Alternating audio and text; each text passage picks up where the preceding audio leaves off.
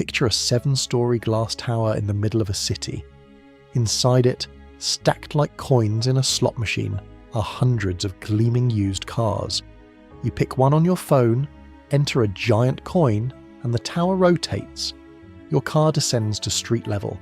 The crowd cheers. That image, the Carvana car vending machine, became one of the most talked about business ideas of the 2000s.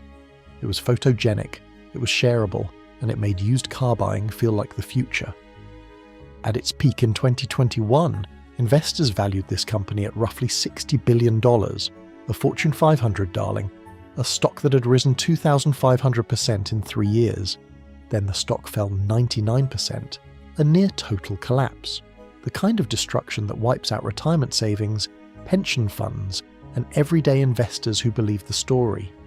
From $60 billion of market value, almost all of it is gone. So what actually happened inside that glass tower? How does a company sell hundreds of thousands of cars and lose billions of dollars doing it? And why did the smartest investors on Wall Street not only miss it, but pour money in on the way down? The answer involves a pandemic, a Federal Reserve that held interest rates at zero for too long, a Wall Street obsession with tech valuations, and a father and son duo with a very specific relationship to other people's money. To understand how this went so wrong, you first have to understand how right it seemed. Buying a used car in America has always been one of the most despised consumer experiences in the country. Studies consistently ranked car dealerships among the least trusted institutions in America. The negotiation, the finance office, and the Foursquare worksheet are designed to confuse you about the real price. People hated it. They hated it deeply and personally. Ernie Garcia III saw hatred as a business opportunity. Garcia launched Carvana in 2012 with a simple thesis: move the entire transaction online. Fixed prices, no negotiation, no salespeople. You browse, you finance, you pick a delivery date. If you hate the car within 7 days, you return it. The whole thing felt less like buying a car and more like ordering a television from Amazon. The vending machines were not the real product. They were marketing, theatre, a physical reminder in the middle of a city that something new had arrived, and they worked. Carvana grew from a regional curiosity into a national brand with remarkable speed. Revenue went from roughly $365 million in 2016 to $5.5 billion in 2020. The company was selling cars in nearly every major market in the United States. Wall Street looked at that growth curve and started asking a different question. Not whether Carvana was a good car company, whether it was the next great technology platform. That question, and the answer investors decided on, set the stage for everything that followed. In March 2020, the world stopped. Showrooms closed. Dealerships locked their doors. The traditional used car buying experience became physically impossible almost overnight. Carvana was already online. It did not close. It could not close. And suddenly, buying a car without setting foot in a dealership was not a quirky tech-forward preference. It was the only option millions of people had. The timing was extraordinary.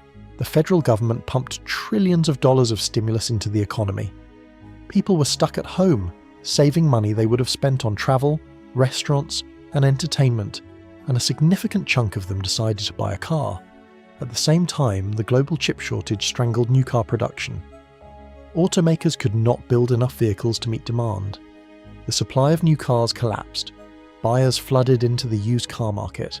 The average price of a used vehicle rose by over 30% between 2020 and 2021. Carvana sat in the middle of all of it. The stock went vertical, from around $35 per share at the start of 2020 to over $370 by August 2021. The company was worth $60 billion. Analysts wrote breathless reports about total addressable markets and software margins. Garcia went on television and called it a landmark quarter. A company that had never generated a consistent annual profit was being valued like a monopoly. If you found this useful so far, hit subscribe. What's coming next is where the story gets genuinely dark, and it changes how you look at every growth company trading at 50 times revenue. The pandemic boom created a problem nobody wanted to talk about. To keep growing in a market where used car prices were rising 30%, Carvana had to overpay for inventory. Every car Carvana sold in 2021 cost more to acquire than the car it sold 6 months earlier. The company was vacuuming up vehicles at auction, paying above market prices, betting that the used car bubble would keep inflating long enough for the math to work out. It did not. Behind the polished app and the cheerful vending machine marketing, the operational reality was deteriorating. Carvana was growing so fast that its title and registration processing could not keep up. In state after state, customers received their cars and waited weeks, sometimes months, for their titles. Some customers could not legally drive the cars they had already paid for. In 2021 and 2022, Carvana was fined or had its dealer license suspended in multiple states, including Michigan, Illinois, and North Carolina, over title and registration failures. Customer service queues are backed up. Social media is filled with furious buyers. The company was essentially building the plane while flying it, except the plane was also on fire, and management kept telling investors the turbulence was temporary.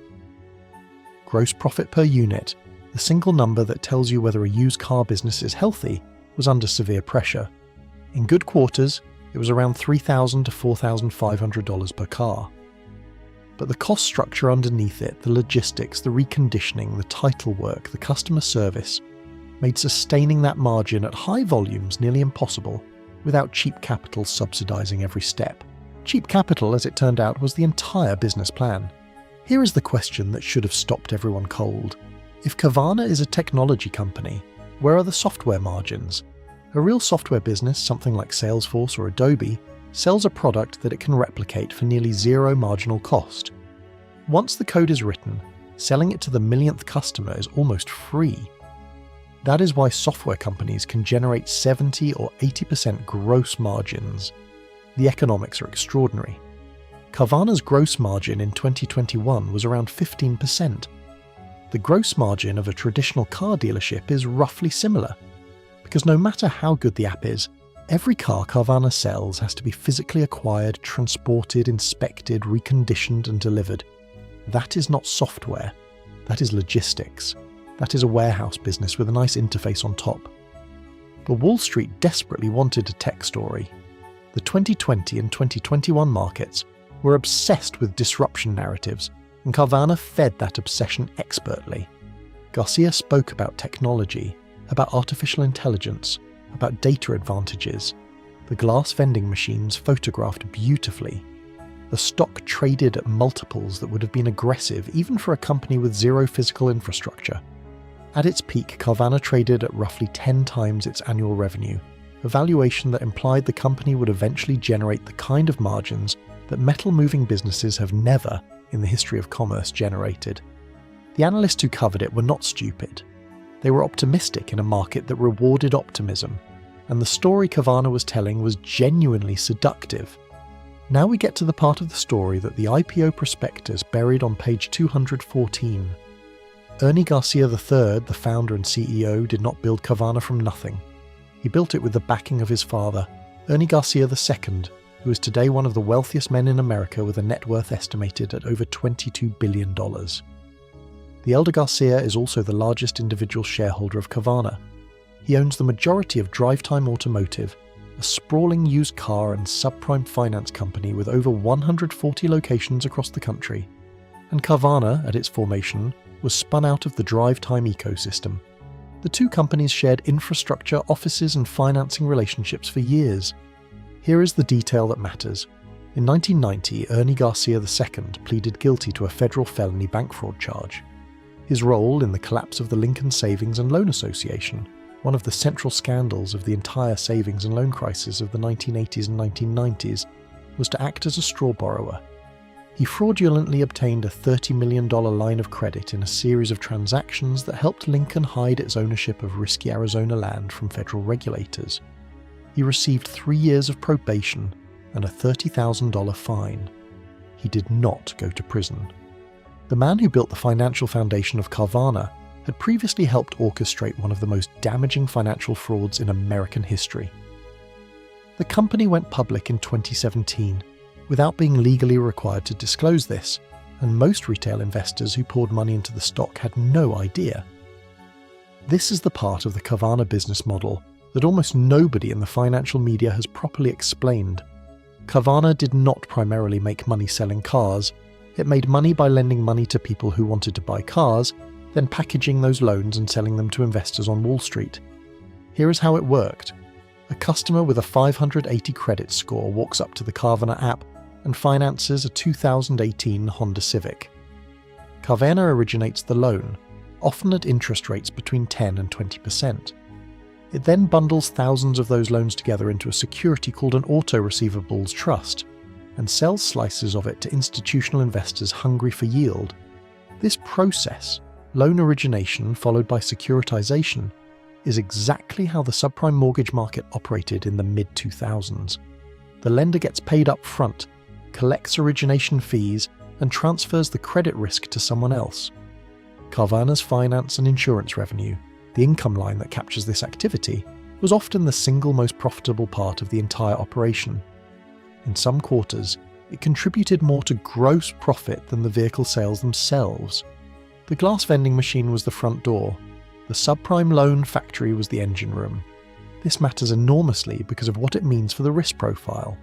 Carvana was not just exposed to fluctuating used car prices, it was exposed to the entire health of the subprime consumer credit market.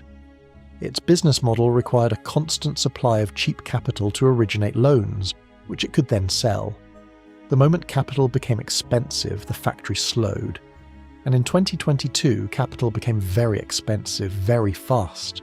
On February 24th, 2022, 2 days after Russia invaded Ukraine and the global economic outlook darkened overnight, Carvana announced it was borrowing $3.275 billion from JP Morgan Chase to fund a $2.2 billion acquisition of Adisa, a national network of physical vehicle auction houses. Read that sentence again. A company already carrying billions of dollars of debt, operating on thin margins and facing rising interest rates, decided to go deeper into physical infrastructure at the exact moment the Federal Reserve was preparing the most aggressive rate hiking cycle in 4 decades. Adisa had 56 auction sites across the United States. The strategic logic on paper was defensible. Own the supply chain, control more of the reconditioning process, build a physical network that competitors could not replicate overnight. But the timing was catastrophic. The Federal Reserve raised interest rates from near zero to over 5% in roughly 14 months. The used car market, which had been supercharged by pandemic demand and supply chain disruptions, began to cool rapidly. Used car prices that had risen 30% on the way up began falling, and Carvana was sitting on a mountain of inventory it had paid peak cycle prices for, saddled with billions of new debt, watching its cost of capital explode. By late 2022, Carvana's total liabilities exceeded $9 billion. The company had roughly $477 million in cash. Its bonds were trading at 40 cents on the dollar. Bankruptcy was not a remote possibility. It was a live conversation. The stock that had traded at $370 in August 2021 fell to $3.55 in December 2022. That is a 99% decline. Not a correction, not a rough patch. A near total annihilation of shareholder value. $60 billion of market capitalization reduced to under $1 billion in 16 months. Retail investors who had bought into the Amazon of cars narrative, who had seen the vending machines and believed the story, watched their portfolios crater. The math was simply gravity. Carvana's debt load required it to keep growing fast enough to generate the cash flow to service the interest payments. But rising interest rates made car financing more expensive for customers, so demand softened. Falling used car prices meant the inventory Carvana had overpaid for was now worth less than they had paid for it. Gross profit per unit, already under pressure, compressed further. The subprime loan securitization business slowed as institutional investors became more cautious about credit risk. Every part of the model deteriorated simultaneously. In 2023, Carvana restructured over $5 billion of debt, handing bondholders significant concessions to avoid a formal bankruptcy filing. Management slashed headcount, cut costs brutally, and refocused obsessively on gross profit per unit. The company has since staged a remarkable operational recovery, posting $1.9 billion of net income in 2025 and joining the S&P 500 in December of that year. But the investors who held through the collapse never got their money back. And the story of what happened between 2021 and 2023 did not change just because the ending got better. Carvana is not really a story about a car company. It is a story about what happens to an entire financial ecosystem when free money disappears. Between 2009 and 2022, the Federal Reserve held interest rates at or near zero for most of that period. That policy made capital essentially free. It meant that companies with no profits could borrow endlessly, because investors chasing yield were willing to lend to almost anyone. It meant that growth, not profitability, became the only metric that Wall Street rewarded. A company that lost money every year but grew revenues by 50% was worth more than a profitable business growing at 10%. That was not irrational within the logic of the era. It was a rational response to an irrational interest rate environment. Carvana did not invent that era. It simply exploited it more aggressively than almost anyone else.